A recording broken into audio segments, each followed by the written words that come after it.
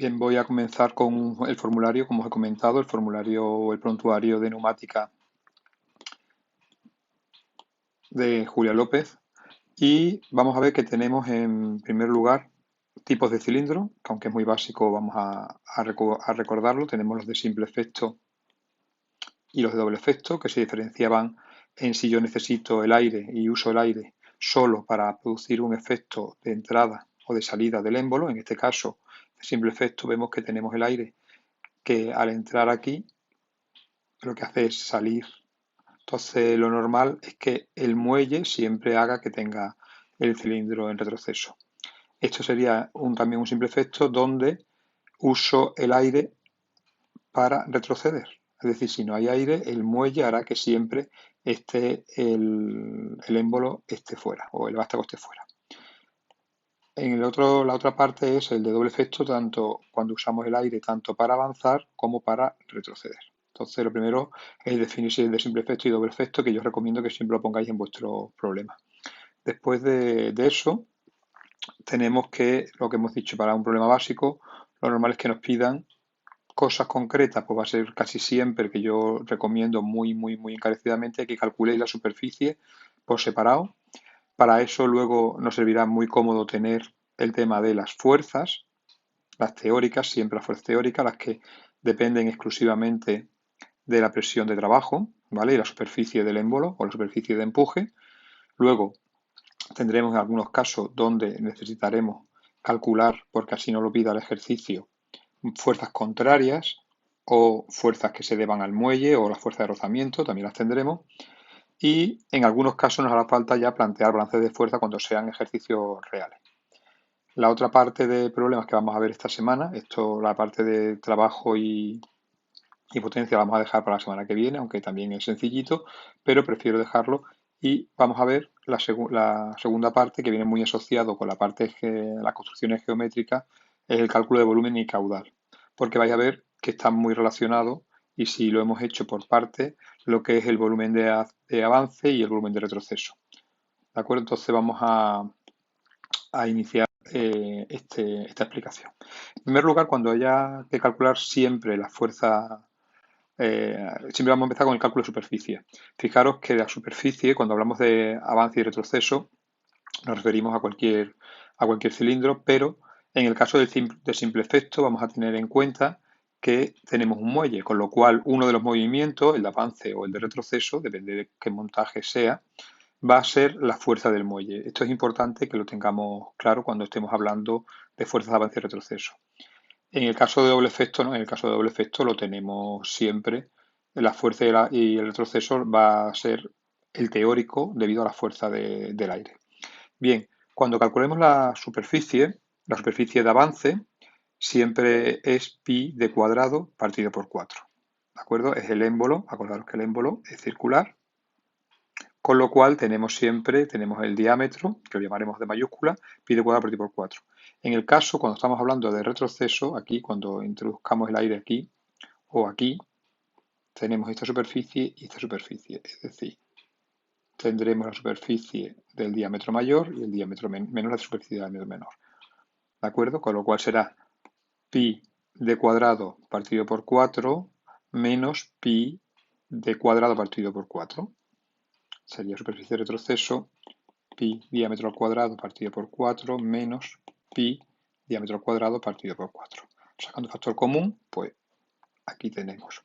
Una vez que tenemos esas dos superficies, podemos calcular las fuerzas teóricas. Acordaros que la definición de presión es fuerza partido de superficie, con lo cual la fuerza que yo siempre digo avance o de retroceso, fijaros que aquí pone la teórica, bueno, pues será siempre la presión, es decir, si yo tengo presión igual a fuerza partido por superficies, despejo fuerza, será presión por la superficie. Si yo tengo de avance, tendré la superficie de avance y si quiero calcular la de retroceso, pondré la superficie de retroceso. Fijaros que yo aquí pongo la teórica, esa T pequeña, porque esto siempre depende exclusivamente del aire que tengamos trabajado. Y acordaros también que esta presión que tenemos aquí es la presión manométrica, es decir, ya hemos descontado la presión atmosférica, con lo cual cuando digamos que el aire está a una presión de 5 atmósferas o 5 bares dentro del cilindro, realmente la presión que soporta es de 6, porque ya hemos descontado la exterior. Acordaros que aquí tenemos presión atmosférica, con lo cual tendríamos un balance. Os he puesto aquí, o lo ha puesto Julia, que me parece muy interesante, siempre que tengáis en cuenta el tema de las unidades. Cuando hablemos de presión, las más representativas son atmósferas, bares o 10 a 5 pascales. Acordaros de esto, que es muy importante.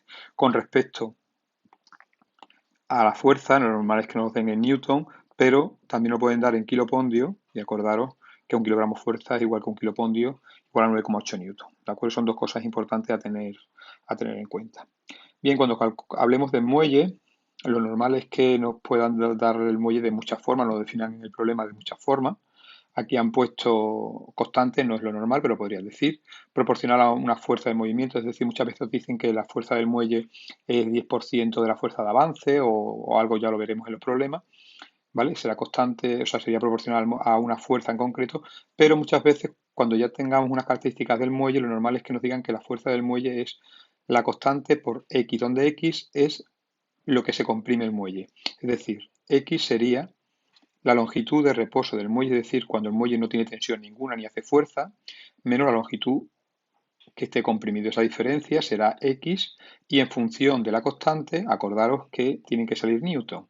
Entonces, la unidad de la constante será newton partido por o bien centímetro o bien un metro, pero importante, las unidades de K y de X tienen que ser las mismas para que os salgan unas unidades lógicas.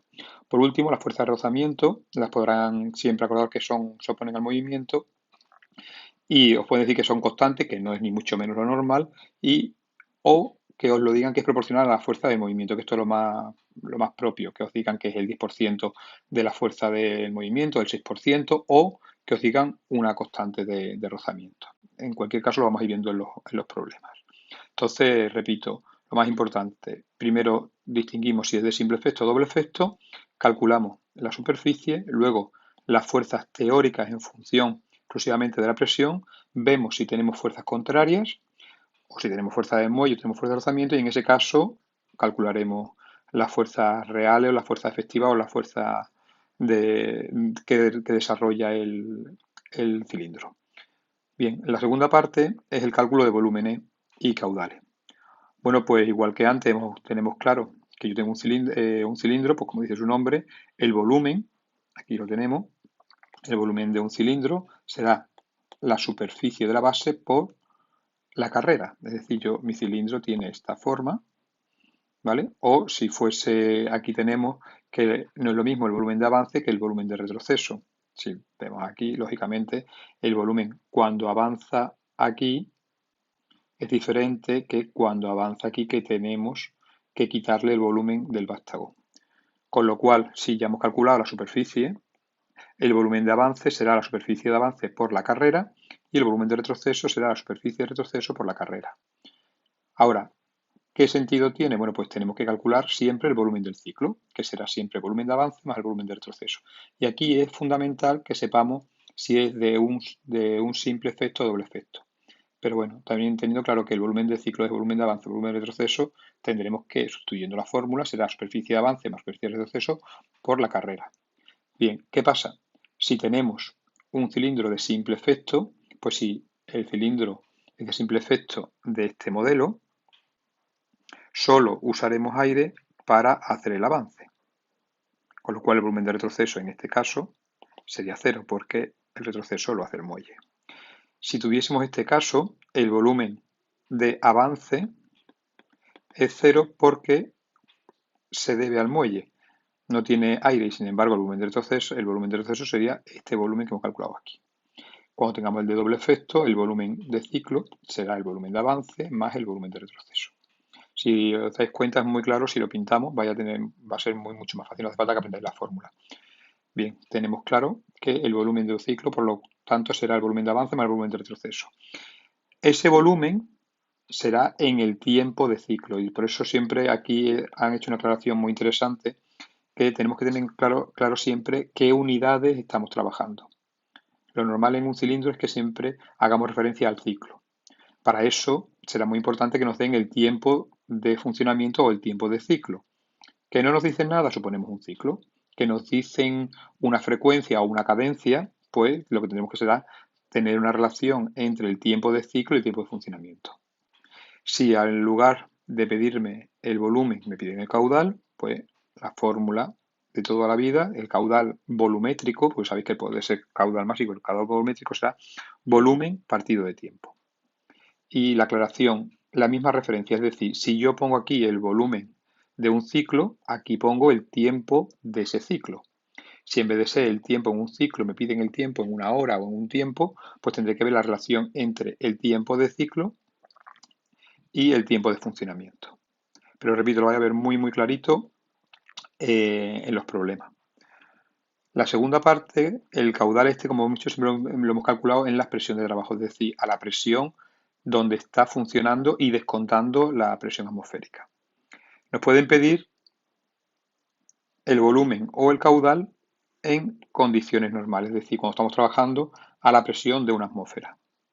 Bueno, pues nosotros vamos a aplicar la ley de Boole-Mariotte porque la temperatura es constante, con lo cual tenemos que P por V siempre va a ser constante, es decir, presión atmosférica por el volumen en condiciones normales será igual a la presión de trabajo, pero fijaros que aquí se le suma porque esto es un número, entonces hay que meterle con la misma referencia, por el volumen de ese cilindro.